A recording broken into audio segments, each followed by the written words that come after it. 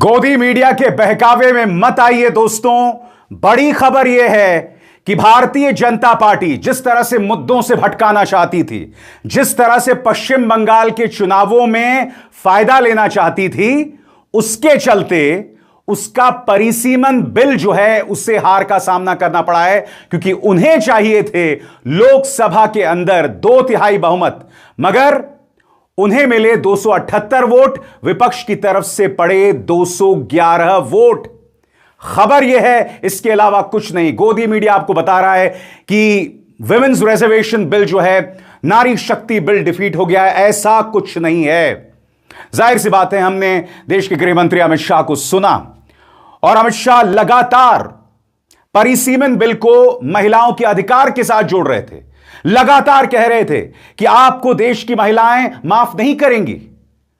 मगर हकीकत यह है कि विपक्ष कह रहा है कि आप जो 543 सीट हैं इस वक्त, उसमें जो महिलाओं की भागीदारी है वो बिल पारित कीजिए ना।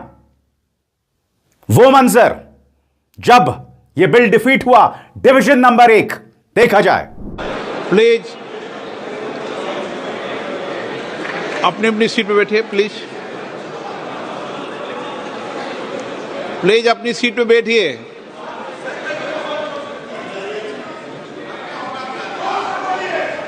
प्रश्न ये था कि भारत के संविधान का और संशोधन करने वाले विधेयक पर विचार किए जाए। शुद्धि के अद्यतन मत विभाजन इस प्रकार है: हाँ 298 298, ना 230 230। प्रस्ताव संविधान के अनुच्छेद 368 के उपबंधों के अनुसार सभा की कुल सदस्य संख्या के बहुमत द्वारा तथा सभा के उपस्थित और मत देने वाले सदस्यों के कम से कम 2/3 बहुमत द्वारा पारित नहीं हुआ। अब इस संविधान संशोधन पर विधेयक पर आगे की कार्रवाई करना संभव नहीं है। अतः संघ राज्य क्षेत्र विधि संशोधन विधेयक 2026 तथा परिसीमन विधेयक 2026 के संबंध में आगे की कार्रवाई पर निर्णय लेना है। माननीय संसदीय कार्य मंत्री जी। Honourable speaker sir, besides the Constitution 131st Amendment Bill, we have 2 other bills, namely the Union Territories Laws Amendment Bill 26 and the Delimitation Bill 2026, which are intrinsically interrelated. मगर जैसे मैंने बताया दोस्तों, अब भाजपा जमीन पर उतरेगी, लोगों को भ्रमित करेगी और उनकी मदद कोई और नहीं गोदी मीडिया करने वाला है, जो बार बार कह रहा है नारी शक्ति बिल जो है वो डिफीट हो गया। ऐसा कुछ नहीं हुआ है दोस्तों। सबसे बड़ी बात, भारतीय जनता पार्टी सही मायने में ध्यान भटकाना चाहती थी, मुद्दों से भटकाना चाहती थी। और आप खुद अमित शाह को सुनिए और इंतजार कीजिएगा। आज राहुल गांधी के भाषण ने तहलका मचा दिया है। जी हां, किस तरह से लोकसभा अध्यक्ष ने बार बार उनके भाषण में इंटरप्शन पैदा करने की कोशिश की, वो भी मैं आपको दिखाऊंगा। मगर उससे पहले सुनते हैं देश के गृह मंत्री अमित शाह को। जी हां, वोटिंग से ठीक पहले अमित शाह यह कहते हैं कि हमने जो किया उसका विरोध किया। मुद्दा परिसीमन का था, डीलिमिटेशन का था, जिसमें दक्षिण को कमजोर किया जा रहा था। मुद्दा सिर्फ यह था और उसके अलावा कुछ नहीं। मगर जाहिर सी बात है, देश के गृह मंत्री अमित शाह जो हैं वो मुद्दे को भ्रमित करने की कोशिश कर रहे थे। सुना जाए। सिर्फ महिला आरक्षण विधेयक का विरोध हो रहा है। हमने 370 समाप्त की साहब, उन्होंने विरोध किया। राम मंदिर बनाया, विरोध किया। सीए लाए, विरोध किया। ट्रिपल तलाक समाप्त किया, विरोध किया। जीएसटी लाए, विरोध किया। आयुष्मान भारत बनाया, विरोध किया। नया संसद भवन बनाया, विरोध किया। मत्स्य पालन सहकारिता मंत्रालय बनाया, विरोध किया। सीडीएस बनाया, विरोध किया। 3 तलाक खत्म किया, विरोध किया, नक्सलवाद खत्म किया, विरोध किया, आतंकवाद को सत्ते में डाला, विरोध किया, सर्जिकल स्ट्राइक विरोध किया, एयर स्ट्राइक विरोध किया, ऑपरेशन सिंदूर विरोध किया।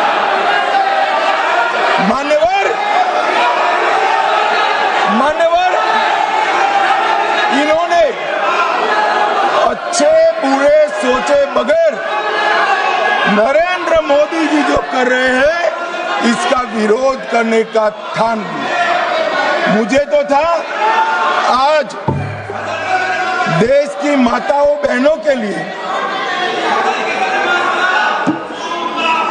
मान्यवर मुझे था देश की माताओं बहनों के लिए आरक्षण आ रहा है, ये विरोध आज नहीं होगा, मगर आज भी विरोध कर रहे हैं। और जब अमित शाह ये सब कर रहे थे दोस्तों, जब ये सब कर रहे थे तो उस दौरान लोकसभा अध्यक्ष ओम बिरला के चेहरे पर मुस्कान थी।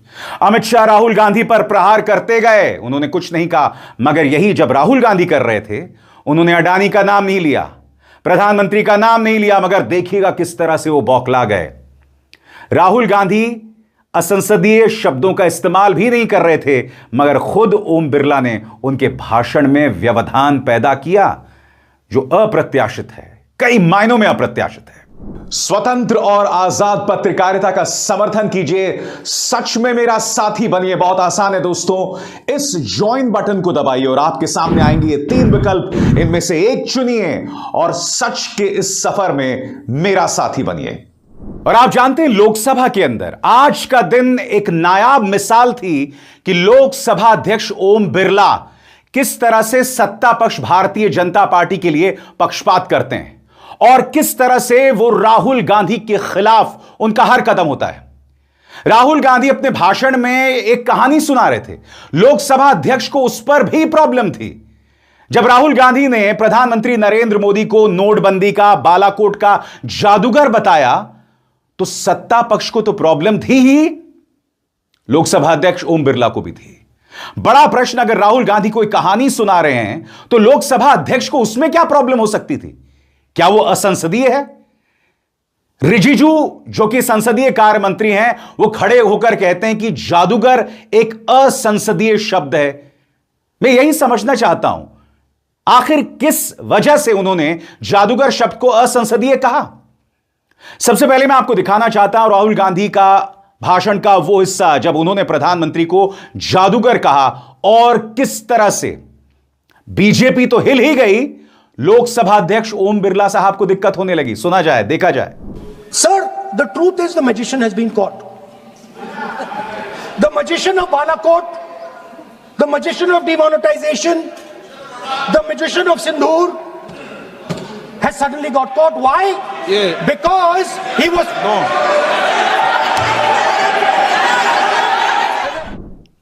और उसके बाद एक बवाल होता है दोस्तों, सब लोग खड़े हो जाते हैं कि प्रधानमंत्री नरेंद्र मोदी का अपमान हो रहा है। उस वक्त तक असंसदीय भाषा या फिर जादूगर एक असंसदीय शब्द है, इस बात का जिक्र नहीं हुआ था। सिर्फ यही कहा जा रहा था कि प्रधानमंत्री का अपमान हो रहा है।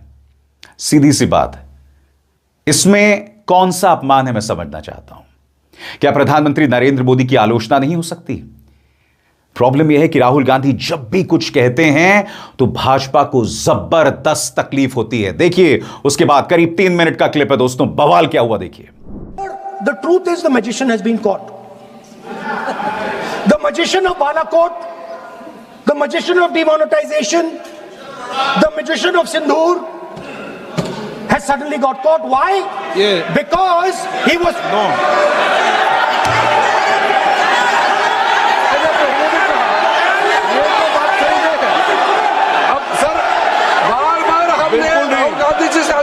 ये तरीका बिल्कुल भी नहीं है। होने के नाते बिल्कुल आप नहीं। बोलिए, मगर नियम से बोलिए। करूंगा मैं।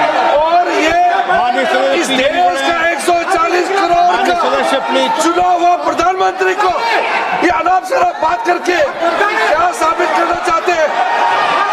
आज जो भाषा इस्तेमाल कर रहे हैं, स्पीकर साहब ने बार बार कहा कि वो बोल सकते हैं मगर नियम के तहत ऐसा नहीं चलता है। ऐसे तो नहीं बोल सकते। हम लोग एक्सपेक्ट करते हैं कि राहुल गांधी नहीं बोल सकते। अफसोस की बात है, नेता प्रतिपक्ष क्या भाषा इस्तेमाल करते हैं। कोई तरीका होता है?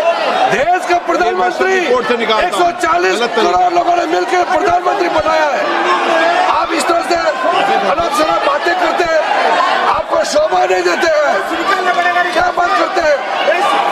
नेता प्रतिपक्ष इस तरह का भाषा इस्तेमाल करते हैं, ये कोई तरीका नहीं होता है।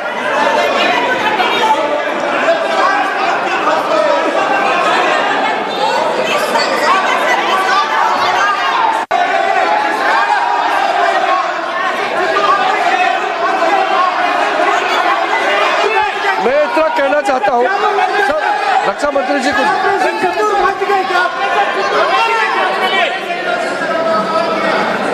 अध्यक्ष महोदय, इस देश के प्रधानमंत्री के संबंध में जिस प्रकार के शब्दों का प्रयोग नेता प्रतिपक्ष के द्वारा किया जा रहा है, मैं समझता हूं यह बेहद दुर्भाग्यपूर्ण है और इसकी जितनी भी निंदा की जाए वह कम है। इस देश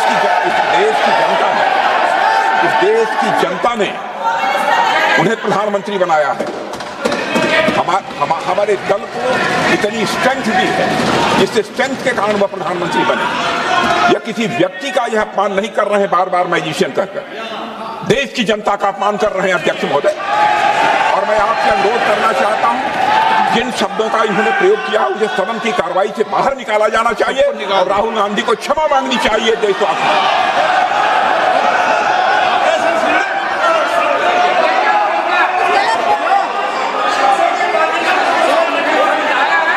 नहीं,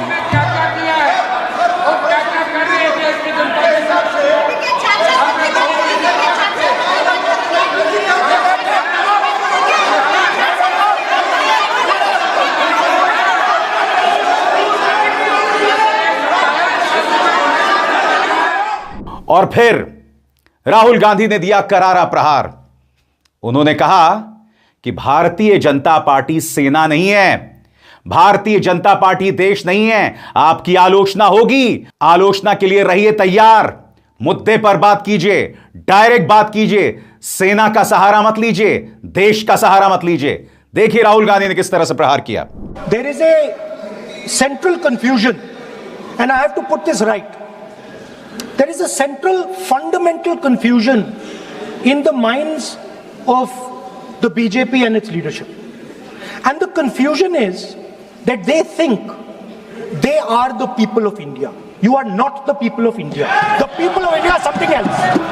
They also think that they are the armed forces. You are not the armed forces. The armed forces are something else. You are a political organization. You are not India and you are not the armed forces of India. We are not attacking the people of India. We are not attacking the armed forces of India. We are attacking you. Do not hide behind the people of India or behind the armed forces. So stop hiding like cowards behind the armed forces and behind the people. Come out and talk to us and have a discussion with us. Rahul Gandhi का जो attack था वो पूरी तरह से focus था। बकौल राहुल गांधी प्रधानमंत्री नरेंद्र मोदी बुरी तरह से घबरा गए हैं और यही वजह है कि वो देश के चुनावी मानचित्र को बदलना चाहते हैं। सुना जाए। The BJP knew, they knew very clearly that this bill actually cannot be passed. They knew it. They're not stupid. They knew every opposition person would oppose it. This bill cannot be passed. This was a panic reaction. This was a panic reaction because the Prime Minister at any cost needed to send two messages. Number one, he needed to change the electoral map of India. And number two, he needed to send a message again that he is pro-women. Why he is doing that, I will leave to your imagination. But I will leave it to your imagination, but the powers that be know exactly why he is doing it. Rahul Gandhi ने पूर्वोत्तर के राज्यों और दक्षिण के राज्यों को भरोसा दिलाया कि परिसीमन के जरिए यानी डीलिमिटेशन के जरिए यह सरकार जो करना चाहती है हम उन्हें करने नहीं देंगे। राहुल गांधी ने यहां पर भाजपा की कमजोर नब्ज पर प्रहार किया, कहा कि यह सवाल अटल बिहारी वाजपेयी के सामने भी आया था, इंदिरा जी के सामने भी आया था, मगर उन्होंने नहीं किया। सुना जाए। I want to assure my friends, brothers and sisters across the country, southern states, smaller states, northeastern states, that do not worry, we are not going to allow them. We are not going to allow them to attack the Union of India. You are equal participants in the Union of India. They will not dare to touch your representation in the Union of India. Speaker sir, this same question was faced by Indira Gandhi ji and also by Mr. Vajpayee. Both of them faced this question. They understood the dangers and they did not take the action the Prime Minister is taking. Rahul Gandhi ने कहा कि ये लोग OBC की तो बात करते हैं, मगर ओबीसीज, एससी, एसटीज को हिंदू भी कहते हैं, मगर उनके साथ सही तरीके से विश्वास नहीं करते। बकौल राहुल गांधी, और मैं उन्हें कोट करना चाहता हूं, वो कहते हैं, you call OBCs Hindus, you call Dalits Hindus, but you do not give them any space in the power structure of the country. सुना जाए। You call OBCs Hindus, you call Dalits Hindus, but you do not give them any space in the power structure of this country. And you can ask this to any Dalit, you can ask it to any OBC. This is a fact. You call them Hindus, but you do not give them any place in this country. यकीनन दोस्तों, आज का दिन ऐतिहासिक दिन था, इसमें दो राय नहीं है, मगर एक बार फिर हमारी संसदीय मर्यादा पर और संसदीय प्रणाली पर एक गंभीर सवाल, क्योंकि राहुल गांधी के भाषण के तुरंत बाद निशिकांत दुबे खड़ा हुआ और निशिकांत दुबे शुरुआत से ही मुद्दे से भटक गया, मगर उस वक्त लोकसभा की चेयर पर जगदंबिका पाल साहब आ गए थे। उन्होंने निशिकांत दुबे को रोका नहीं। इसके अलावा जब राहुल गांधी बोल रहे थे, जब उन्होंने प्रधानमंत्री के लिए जादूगर शब्द का इस्तेमाल भी नहीं किया था, तब भी, जी हां, तब भी किरण रिजिजू खड़े हुए और बीच में दखल दिया। क्या इस तरह की इजाजत ओम बिरला विपक्ष के किसी सांसद को देंगे? सवाल ही नहीं पैदा होता। और यह अपने आप में बहुत दुर्भाग्यपूर्ण है कि आज के दिन भी, आज के ऐतिहासिक दिन भी, लोकसभा अध्यक्ष के पद पर बैठा शख्स आज के ऐतिहासिक दिन भी भारतीय जनता पार्टी के पक्ष में अपने झुकाव को दिखा रहे थे। अब इसार शर्मा को दीजिए इजाजत। नमस्कार।